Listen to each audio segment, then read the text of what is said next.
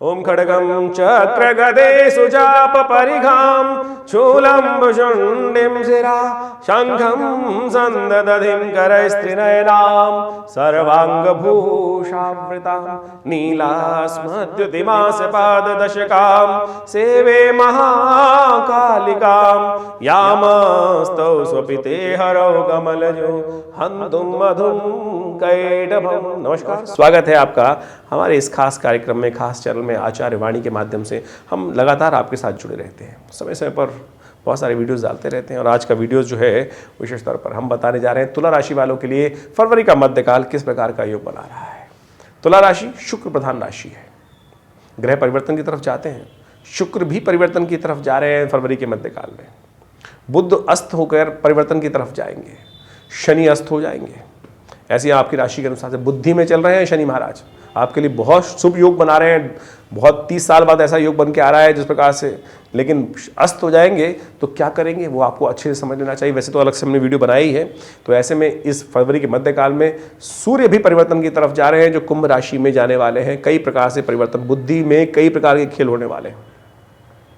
देखिए, बुद्धि ना समस्त कार्यों का निदान निकालती है, और जब बुद्धि का स्वामी अस्त हो जाए, सूर्य वहाँ जाकर पिता जो है पुत्र के घर में चले जाके वहाँ पे बैठने वाले हैं, तो ऐसे में क्या रहेगा, ग्रहों पे बुद्धि का ध्यान रखने की ज़रूरत है। हल्की सी बुद्धि गलत तरफ चली ना, सब कार्यों को में विघ्न उपस्थित करने के योग बना देंगे। तो ऐसे में ध्यान रखने की ज़रूरत है।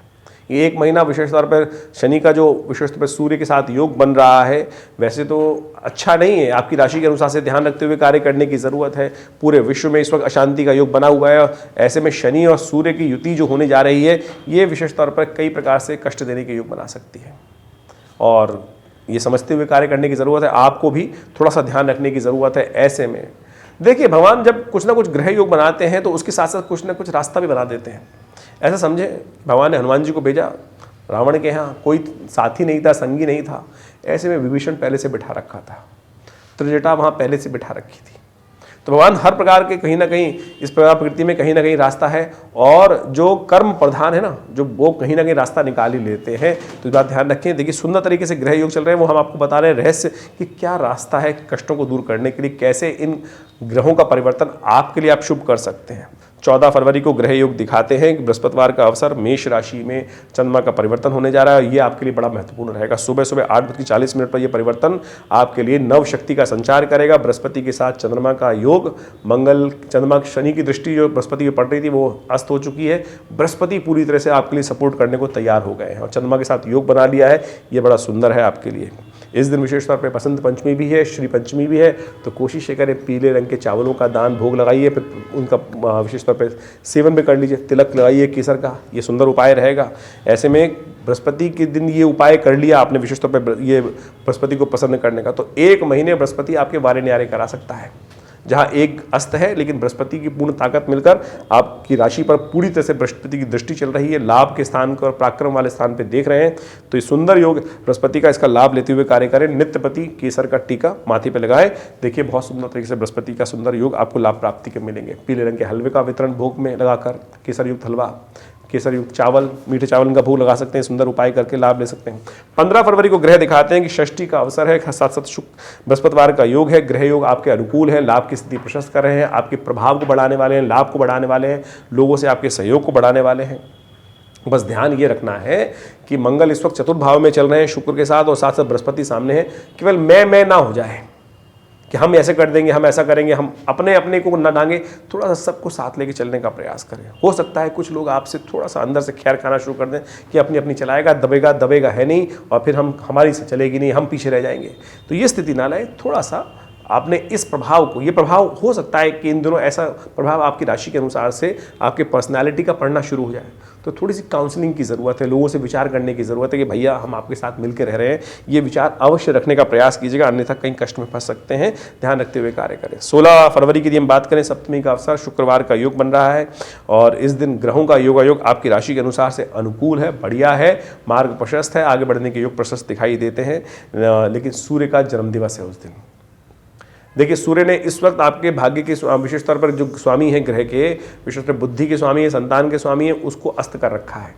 जो शनि 30 साल बाद बड़ा सुंदर योग बनाए थे आपकी राशि के अनुसार से, तो वो अस्त हो गए हैं। ऐसे में सूर्य को प्रसन्न करने का प्रयास कीजिए। पिता के घर सूर्य, विशेषतौर पर पुत्र के घर में सूर्य जाकर जो है पुत्र को थोड़ा सा लोप कर दिए हैं, तो ऐसे में ध्यान रखते हुए कार्य करना है। क्या उपाय किया जाए? सूर्य का जन्म दिवस है इस दिन। सूर्य ने आदिकाल से इस दिन प्रकाश देना आरंभ किया था, इसलिए इस तिथि को आरोग्य सप्तमी कहा जाता है, रथ सप्तमी कहा जाता है, संतान सप्तमी कहा जाता है। तो ऐसे में भगवान सूर्य को अर्घ्य दीजिए सुबह सुबह।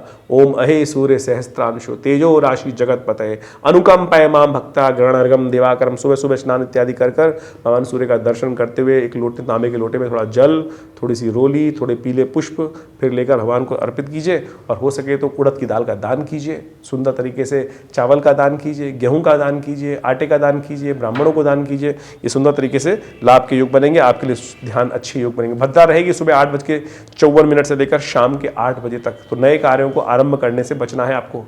जो आरंभ नया प्रोजेक्ट हाथ में लेना हो, का बातचीत आरंभ करनी हो, तो 8:54 से पहले फोन करके कर लीजिए। एक बार शुरू हो गया तो फिर भद्रा का दोष नहीं लगेगा। तो बस इसको ध्यान रखते हुए कर लिया तो बहुत सुंदर रहेगा आपके लिए। 17 फरवरी को ग्रहों का योग दिखाता है कि अष्टमी तिथि शनिवार का अवसर है। देखिए शनि का रोल कैसा चल रहा है इस दिन। 17 फरवरी 8 नंबर, अष्टमी तिथि 8 नंबर, शनिवार का दिन, शनि भी 8 नंबर से मुझे लगता है, तो शनि पूरी तरह से व्याप्त है इस दिन और दुर्गा अष्टमी का योग बन रहा है। तो ऐसे में ध्यान रखें कि आप शनि को प्रसन्न करने का सुंदर कार्य भी कर ले तो बहुत अच्छा रहेगा। माँ भगवती दुर्गा की आराधना करें, माँ काली की आराधना करें, शनि के निमित्त साबुत उड़द का दान कर दीजिए, धर्म युक्त कार्य कीजिए। पीपल के पास, जो पेड़ के पास जाकर एक तिल का दीपक प्रज्वलित कर दीजिए। सुंदर तरीके सर्वार्थ सिद्धि योग विद्यमान, नए कार्य आरंभ करने के लिए दिन बड़ा अच्छा है। और महादुर्गा अष्टमी है इस दिन, गुप्त नवरात्रि की अष्टमी है। हमने विवेकानंद योगाश्रम में पिछले काफ़ी लंबे 9 दिनों से यज्ञ चला रखा है, उसमें भी माँ भगवती दुर्गा की सुंदर आराधना चल रही है। आप भी अपने नाम से इस यज्ञ में बैठ सकते हैं। कल तो पूर्णाहुति रहेगी उस दिन, विशेष तौर पे 18 तारीख को, क्योंकि गुप्त नवरात्रि का अंतिम दिवस है, तो उसमें अवश्य सम्मिलित हो आप। सुबह 8 बजे से करीब यज्ञ आरंभ होगा, 7 बजे से पूजन आरंभ होगा सुबह सुबह, और फिर 11 बजे भंडारा और पूर्णाहुति का कार्यक्रम रहेगा। विवेकानंद योगाश्रम में माँ भगवती का सुंदर श्री विग्रह है, 500 साल पुराना चमत्कारी श्री विग्रह, जो मुल्तान से 1947 में विवेकानंद योगाश्रम में आया था। ऐसे चमत्कारी शिव विग्रह के सानिध्य में बैठकर ये सुंदर यज्ञ किया जा रहा है। आप अवश्य इस दिन विवेकानंद योगाश्रम दिल्ली में लक्ष्मी नगर में स्थित है, आप सब सादर आमंत्रित है। इस यज्ञ में सम्मिलित होकर अपने भाग्य जगाइए। इस गुप्त नवरात्रि के अवसर पर हमने देखा है कि जो भगवती के दर्शन करके यज्ञ में सम्मिलित होते हैं उनकी रक्षा होती है, कष्ट दूर होते हैं, मनोकामना सिद्धि के योग बनते हैं। तो अवश्य आप इस सम्मिलित होने का प्रयास कीजिए इस सुंदर कार्यक्रम में। नहीं हो पाते हैं तो आप अवश्य आप उस अपने निमित्त भी उस यज्ञ में सम्मिलित होने के लिए फ़ोन नंबर से संपर्क साथ के व्यवस्थाएं जान सकते हैं, लाभ होगा। 19 फरवरी को ग्रहों का योग समझ लीजिए, दशमी का तिथि है और एकादशी का योग पड़ रहा है। लेकिन उस दिन ग्रहों का योग ऐसा है कि एकादशी का पुण्य अगले दिन रहेगा। कई लोग एकादशी को मान लेंगे उस दिन, लेकिन शास्त्र के दृष्टिकोण से स्मार्त या वैष्णव संपूर्ण लोगों के लिए 20 तारीख को ही जया एकादशी का योग बन रहा है। ग्रह योग दिखाते हैं कि उस दिन विशेष तौर पर 19 तारीख को विशेष तौर पर आपकी राशि के अनुसार से समझें तो ग्रह भाग्य से लाभ देने के योग बनाते दिखाई दे रहे हैं। चंद्रमा भाग्य में बैठ गए हैं, सज्जनता मन में उदय होगी, धर्म कार्य में लिप्त रहेंगे, लेकिन कोई नाजायज फायदा उठाने का प्रयास कर सकता है। आपका ध्यान रखिए, क्योंकि बुद्धि जो है इस वक्त शनि अस्त है और साथ साथ चंद्रमा जो बुद्धि के स्वामी जो हैं वो भी कुंभ राशि में प्रवेश कर रहे हैं सूर्य के साथ। तो आपको लगातार उपाय करने की ज़रूरत है, बुद्ध को जगाने की ज़रूरत है। ऐसे में कोशिश ये करें कि बुद्ध के निमित्त हरी चीज़ों, गौ सेवा करें, हरी चीज़ों का दान करें, ये आपके लिए अच्छा उपाय होगा। और लगातार कुछ दिन करने का प्रयास करें। किसी गौशाला में चले जाएँ, रास्ते में जहाँ गाय दिखाई दी जाए, एक पालक की गड्डी खरीद दी, डाल दीजिए। बुद्ध लगातार काफ़ी दिन तक अस्त रहेंगे, तो ये उपाय करके आप बुद्ध को जगा सकते हैं, बुद्धि का भाग्य का साथ ले सकते हैं। ध्यान रखते हुए कार्य कीजिएगा। 20 फरवरी को एकादशी रहेगी और जया एकादशी है, बहुत इंपॉर्टेंट एकादशी है। इस कलिकाल में इस व्रत को अवश्य करना चाहिए। इस दिन भगवान विष्णु का पूजन करना चाहिए, भगवान विष्णु को पंचामृत से स्नान कराना चाहिए, उनके पंचामृत का सेवन करना चाहिए। मंगलवार के अवसर पर ये योग पड़ रहा है और आपकी राशि के अनुसार से धर्म कार्य में लिप्त रहने से आपके लिए सुंदर लाभ के योग बनेंगे, लेकिन खर्चे थोड़े ज़्यादा परेशान कर सकते हैं। अननेसेसरी खर्चों से बचते हुए कार्य करने का आपको प्रयास करना है, नहीं तो बेकार खर्चे आपके जिम्मे लगातार पड़ेंगे। जो खर्चा सामने आ रहा है, ऐसा ना हो कि बेकार के सामान बाजार खरीदने गए, जो चीज़ें ज़रूरत नहीं थी वो भी आपके वो खरीद लाए, तो ऐसे योग बन सकते हैं। घर वाले बाहर वाले आपकी सज्जनता का दुरुपयोग कर सकते हैं, आपको नुकसान पहुंचाने का कार्य कर सकते हैं। आप कहेंगे कुछ नहीं लेकिन समझ रहे हैं, लेकिन फिर भी अन्याय हो रहा है आपके साथ। तो ध्यान रखते हुए कार्य करें। ये ग्रहों का योग बड़ा विचित्र है। हम आपको सिलसिलेवार तरीके से आपकी राशि के अनुसार से बताने का प्रयास करते हैं, लेकिन राशि तो एक बहुत छोटा पहलू है। इसके अलावा भी ज्योतिष का संपूर्ण रूप से ये तो एक भाग मात्र है राशि के अनुसार से जानना। तो इन सबको समझिए और लाभ लीजिए, कल्याण होगा।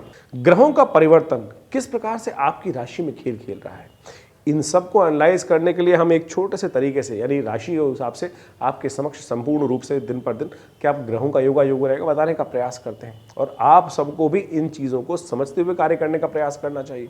देखिए, राशि तो एक पहलू है, लेकिन इसके अलावा भी जन्मपत्री को अच्छे से एनालाइज करने की जरूरत होती है कि जन्मपत्री में राशि कौन सी है, लग्न कौन सी है, नवांश में किस प्रकार के ग्रह योगा योग बना रहे हैं। उन सब चीज़ों को यदि सही समझ लिया जाए तो बहुत सुंदर तरीके से आप अपने जीवन में किस प्रकार से समय आपको कहाँ ले जा रहा है वो अच्छे समझ सकते हैं। फिर भी बहुत सारे लोग इस बात पर भ्रांति में रहते हैं कि राशि तो जर्नल है। जी हाँ, राशि तो जर्नल है, लेकिन फिर भी उसी 12 राशियों में तो पूरा संसार विभाजित है और उन 12 कैटेगरीज में हम बहुत सारी चीज़ों को एनालाइज कर सकते हैं ओवरऑल बड़े ब्रॉडर वे में। माइन्यूट सटल तो जितना ज़्यादा देखने का प्रयास करेंगे वो उतना ज़्यादा गहरे उतरेंगे तो उतना लाभ तो होगा ही होगा, वो तो एक डेफिनेट बात है। लेकिन सार्वभौमिक रूप से राशि भी बहुत काम करती है। यदि कोई समस्या लगातार चल रही है तो चिंता ना करें, उसके लिए वृहद रूप से ज्योतिष विज्ञान का सहारा लेते हुए कार्य करने का आप प्रयास कर सकते हैं। सुंदर तरीके से हम समय समय पर बहुत सारी गणनाएं आपकी राशि के अनुसार से बताते ही हैं, लेकिन यदि गहन चिंतन कर कर यदि बहुत सुंदर तरीके से जीवन की कोई समस्या है उसका निदान निकल ही नहीं रहा है तो देव कृपा से, भगवान की उपासना से उन सब चीज़ों को रास्ता निकल जाता है। हमने वृहद रूप से देखा है। यदि समय बहुत बुरी तरह से परेशान कर रहा है, मुकदमे शांति नहीं हो रहे हैं, तो हमने देखा कि ऐसे में माँ भगवती दुर्गा की आराधना के लिए दुर्गा जी की विभिन्न मंत्रों का अनुष्ठान यदि किया जाए उससे परिवर्तन के योग बनते हैं। बगलामुखी जी का अनुष्ठान, महाकाली जी के अनुष्ठान बिल्कुल अप्रत्यक्ष रूप से लाभ देते हैं। बहुत सारे लोग मन में भ्रांति होती है शायद अनुष्ठान पूजा पाठ जो है अरे बिल्कुल परिवर्तन करने का योग बनाते हैं। उपाय है ना, रेमेडियल एस्पेक्ट तो यही है। और मंत्र से वातावरण बनता है और उस वातावरण के द्वारा नेगेटिव चीज़ जो है पॉजिटिव में परिवर्तित होने के सुंदर संकल्प के साथ रास्ता बनता है। तो शास्त्रों में जो विधान बताए गए हैं बड़े बड़े अनुष्ठानों के वो बिल्कुल सत्य है। और हमारे आश्रम पे तो पिछले कितने सालों से नित्य 8 घंटे करीब यज्ञ होता है और हमने उन सब विधानों को समझा करा। जब शत्रु लगातार परेशान कर रहा हो, रास्ता नहीं बन रहा हो, तो उन प्रयोगों को कर कर, चाहे वो महाकाली के प्रयोग हैं, बगलामुखी जी के प्रयोग हैं, अद्भुत रूप से कष्टों को दूर करने के योग बनाते हैं। देखिए, देर है अंधेर नहीं है, ये सत्य मान लीजिए। शास्त्र के अंदर इस बात को प्रमाणित किया गया है।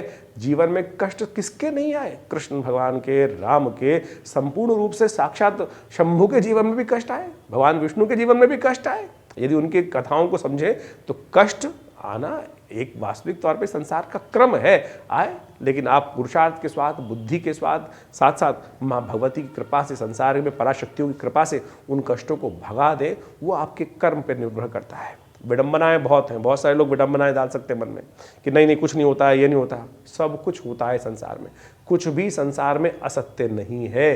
कर्म प्रधान विश्व रचना का। तो इसलिए आप सैद्धांतिक तौर पे इन समस्त रहस्यों को समझते हुए कार्य करने का प्रयास करें। हमारा ये विवेकानंद योगाश्रम सदगुरु आचार्य श्री केशव देव जी महाराज के सानिध्य में जो हमने कार्य किए हैं और बहुत सारे विभिन्न शोध कार्य किए हैं। आश्रम पर नित्य 8 घंटे यज्ञ चलता है। बहुत सारी पुस्तकों की रचना, ग्रंथों की रचना आश्रम के द्वारा, हम सबके द्वारा की गई है। आप सब आश्रम में आए। हर रविवार को एक बहुत विशाल यज्ञ, वैसे तो नित्य प्रति यज्ञ होता ही है, लेकिन रविवार को एक सामूहिक कार्यक्रम हम आश्रम पे करते हैं जो करीब करीब सुबह 7:30-8 बजे से आरंभ होता है और भंडारे के साथ 11 बजे तक चलता है। उसमें यज्ञ, संकीर्तन, उपदेश, रामायण का स्वाध्याय, जो पिछले करीब स्वाध्याय तो करीब 8-10 साल से चल ही रहा है और बहुत सुंदर तरीके से रामचरितमानस का एक जनमानस के लिए किस प्रकार से उसको हमें जीवन में उतारना चाहिए उसका भी सुंदर कार्य किया जा रहा है। आप आइए विवेकानंद योगाश्रम में। बहुत सुंदर गौशाला का सुंदर हमने की व्यवस्था करी है, भंडारे के सुंदर कार्यक्रम रहते हैं और बहुत सारे कार्य। विवेकानंद हॉस्पिटल बनाया गया है, योग, प्राकृतिक चिकित्सा, आयुर्वेद के संबंध में अद्भुत चिकित्साएं पूरे विश्व को दी जा रही हैं। भारत सरकार के पैनल पे है हॉस्पिटल, दिल्ली गवर्नमेंट के पैनल पे है और बहुत सारे लोग अपनी विभिन्न बीमारियों के लिए भी इस हमारे संस्थान का लाभ ले रहे हैं। चाहे वो कमर दर्द है, चाहे वो हृदय रोग है, चाहे वो लाइफस्टाइल डिसऑर्डर डिसीज़ हैं, डायबिटीज़ हैं, और योग इत्यादि के द्वारा, प्राकृतिक चिकित्सा, आयुर्वेद के द्वारा वास्तविक तौर पर लाभ होता है और हम सब उस क्षेत्र में कार्य कर रहे हैं। संपूर्ण जानकारी के लिए आप विवेकानंद योगाश्रम की जो फ़ोन नंबर्स हैं उन पर संपर्क साध सकते हैं और यदि जन्मपत्री के संबंध में कोई विचार विमर्श करना है तो बिल्कुल उसके लिए भी संपूर्ण व्यवस्थाएं विवेकानंद योगाश्रम में दी गई हैं। आप फ़ोन नंबर्स पे फ़ोन करके संपर्क साध सकते हैं और हमसे मिल सकते हैं। धन्यवाद, नमस्कार।